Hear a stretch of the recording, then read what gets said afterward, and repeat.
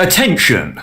Did you know that you can make a dick joke out of practically anything, but that they're also never funny?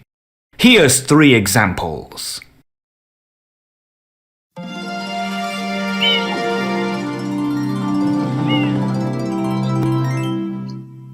Welcome, friend, welcome to Hex Farm, established 2027. Let me show you around. This here is my little forest where I have my pine trees. Not only are they quite beautiful, but they can be harvested for timber after just 25 years. Say, do you know what pine tree is in Latin? Pinus!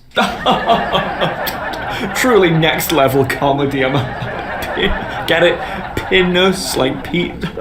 So funny. This here is my assistant Cletus. He helps me bottle the milk from the cows.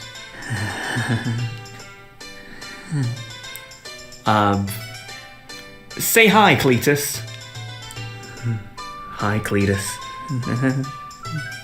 Oh, he's got a good sense of humour. Say, Cletus, have you got any leftover milk bottles that I can use to show the viewer our great milk? Yes. Alright, great. Cheers.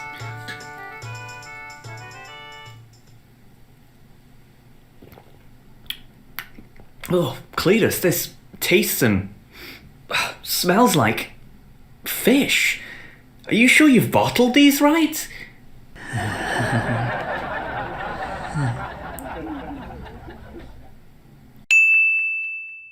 Oh, looks like it's turning nighttime. Oh, well, it's been fun, but I better be going. Oh, but wait, before I go, do you want to see my big cock? Oh, dude, you've got to see it. It's Guinness World Record levels in size. Check it out. See? Oh, isn't he a fatty?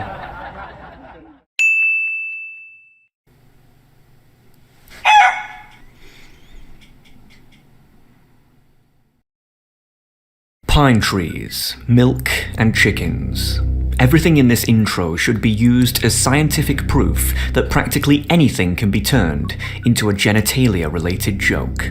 Nevertheless, however, we should all ask ourselves, should we? I for one believe such jokes are a very immature form of humour that we should all, as a species, aim to move on from. So for the good of mankind, let's all stop this nonsense, grow up, and be better.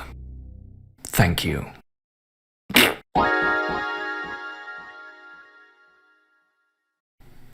Man, these intros really do just get weirder and weirder. Anyway, today I want to talk to you about something that I like to call the small farm Psyop, but I'm going to warn you, this is a heavy one, so bear with me.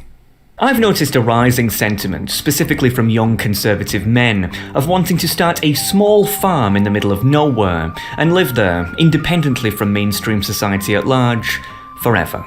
If you follow any of those giga-cringe conservative pages on social media such as Twitter, you would have no doubt noticed this rising underlying sentiment, with the common themes of such pages being the obsessive worshipping of nature, anti-technological ravings, and living a simple life of relative seclusion.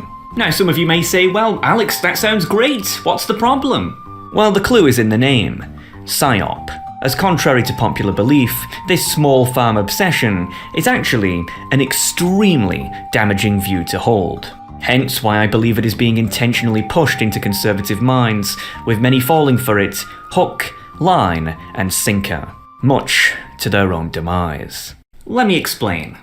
Okay, so if society is made up of institutions, and these institutions are changed by influences, then it's clear that right now, in the Western world, the neoliberals by far have the most influence. It is simply undeniable that every single Western institution is currently dominated by neoliberalism to a blatantly painful degree. However, as the old saying goes, when you're at the top, then the only way to go is down.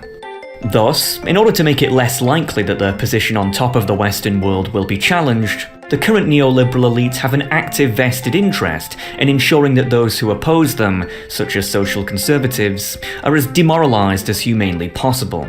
Because the more demoralised your enemy is, the less likely they are to want to fight you. As the ancient Chinese general Sun Tzu once wrote, "The supreme art of war is to subdue the enemy without fighting." The neoliberals do this primarily by propagating the myth that the socially progressive mantra is simply set in stone, will not be challenged, and that there's simply nothing you can do about it. There's nothing you can do, there's nothing you can do, sit your ass down, there's nothing you can do.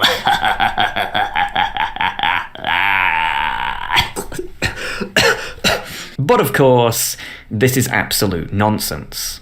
Just take a glance at many of the great nations of the world and study the unbelievable level of transformation that has occurred within them, even just over the last century.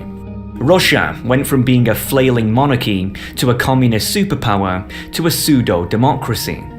China went from being an ancient monarchy to a communist dictatorship to an ultra-nationalistic superpower.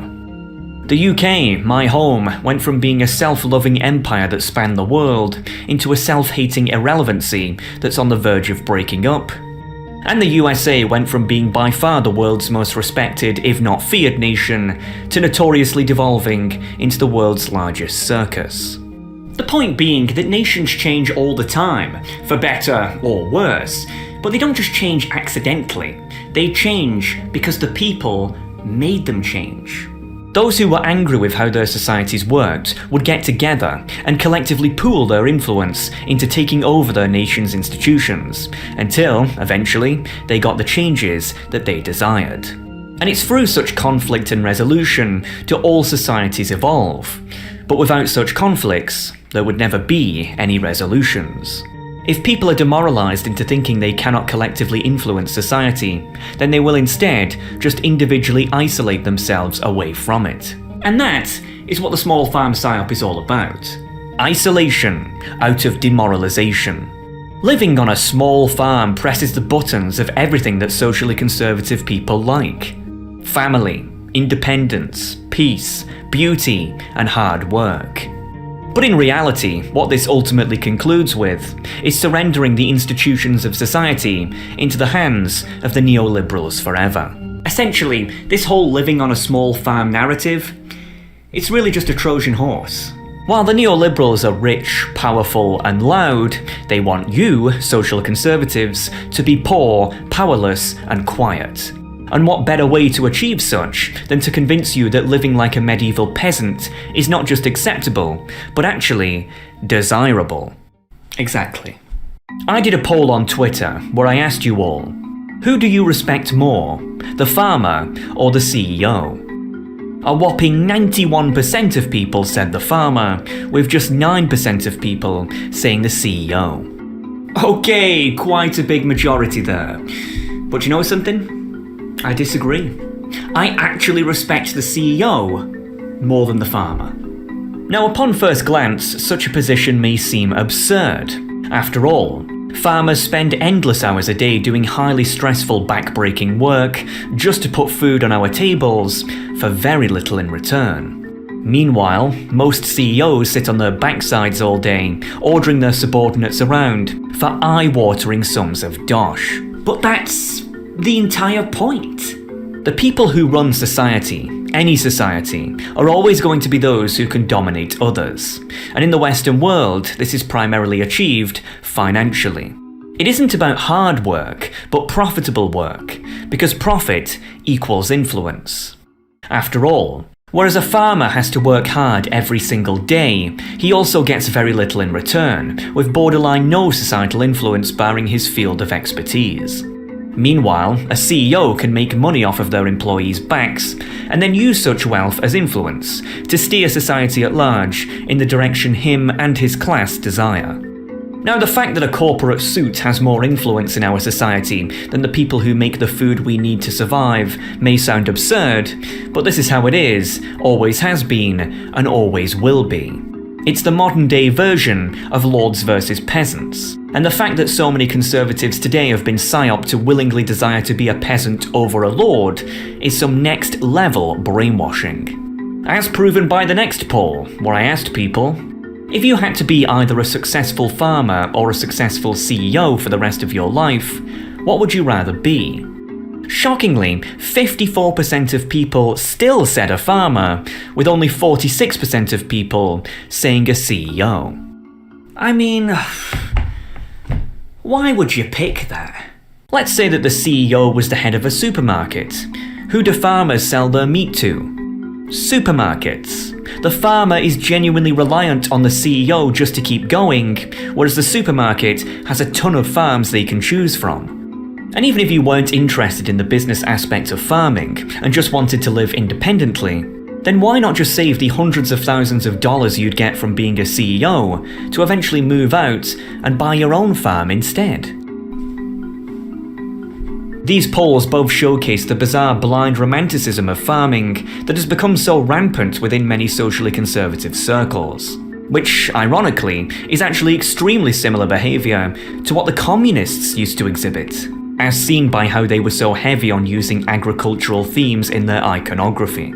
It's the subconscious worship of an idealistic world of justified hard work over the pragmatic reality of dominance hierarchies. But as ever, cash is king, and deep down, people really know that. Hence why the ratio of those who picked farmers on the second poll was much lower than the first poll, because it's a different set of rules when it's about you personally.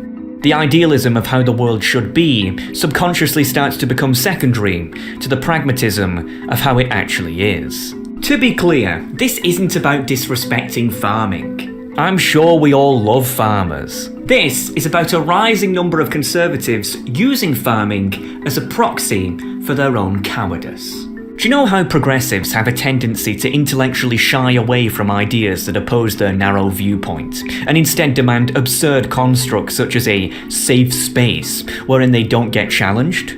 Well, the small farm is the conservative version of a safe space. An artificial bubble isolated away from reality that has been crafted with the specific purpose of protecting the fragile individuals therein. The underlying logic is really no different whatsoever. Desiring seclusion from the masses isn't a sign of strength, it's a sign of weakness. If you want to live like an endangered species on a reservation, then by all means do so. But if when faced with danger, your natural instinct isn't to fight, but flight, then that's because you subconsciously know that you're weak. But I don't care for society. I just want to be left alone. Well, what makes you think you're gonna be left alone?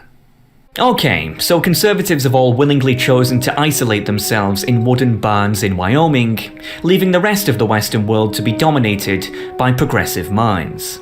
Well done! You are now enemy number one of your ideological opponents, who you voluntarily allowed to take control of the culture, economy, education, laws, media, and healthcare systems of your nation. A truly masterful plan. By surrendering your influence over the institutions of society, you don't actually make yourself more independent to them, you make yourself more vulnerable to them. It's like being in a duel with your worst enemy, but you don't really want to fight him, so you drop your sword in the hopes that he'll just leave you alone. No. He'd probably just strike you with even more zeal, because you've completely disarmed yourself.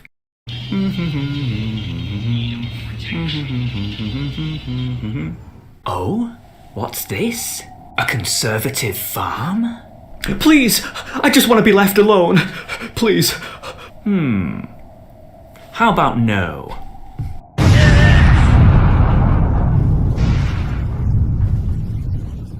In the past, when people feared the direction of their nation, they'd run off to America, where they would, for the most part, be able to make something of themselves. But now, even America, like all Western nations, is under attack. And there is no America too. If America falls, then that's it. Game over. There's nowhere to run and nowhere to hide. So don't even think about it. You cannot go backwards, you can only go forwards. Role-playing as someone from a century ago and artificially isolating yourself from the rest of the world within a bubble may make you, as an individual, feel good in the short term, but in the long term, you've collectively failed. Failed your religion, failed your nation, failed your friends, failed your family, and most importantly, failed yourself. So please, for the rising amount of conservatives who have started thinking this way, can you please grow a brain and stop this LARP? Social conservatism is not about individualism, isolating yourself away from the world to live this fabled lifestyle. It's about collectivism, dominating the mainstream society and enforcing your will with other like-minded people. If you aren't happy with the increasingly progressive direction that such institutions are going, then you should garner some influence to change them. With all due respect, we don't need more social conservatives in farms.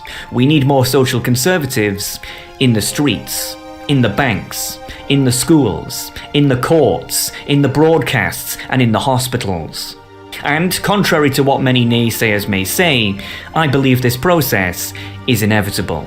As I've said many times before, just as civilizational natural selection dictates, a progressive society is simply doomed to collapse, and from its ashes shall return order. Of course, things will get worse before they get better, but they will get better, and that's the point.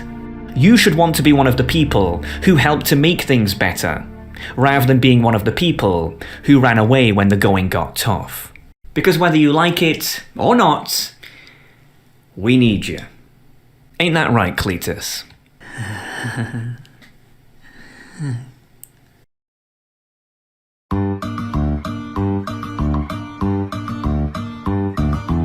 Hello, I hope you enjoyed this production. If you did, be sure to let me know in the comments below. And if you didn't, well, you just have terrible taste. But let me know anyway. Yeah, small farm psyop, it's tragic. It's tragic how many conservatives are voluntarily taking themselves out of society, not realising that society is not something that should just be given away. Conservatives made society. We made all the institutions. Why are we just giving them away to a bunch of morons who are going to ruin them and fall on their own sword anyway? Doesn't make any sense. This is a temporary period of decline.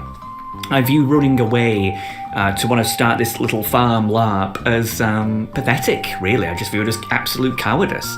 And let's be honest here, most people who want to do this have lived in cities all their lives and they've never done any farm work ever. They're underestimating how difficult it would actually be. Well, that and a myriad. It's just a disaster. It's just an absolute disaster. Some people might say, Alex, is this really that big of a deal to want to warrant making a production on?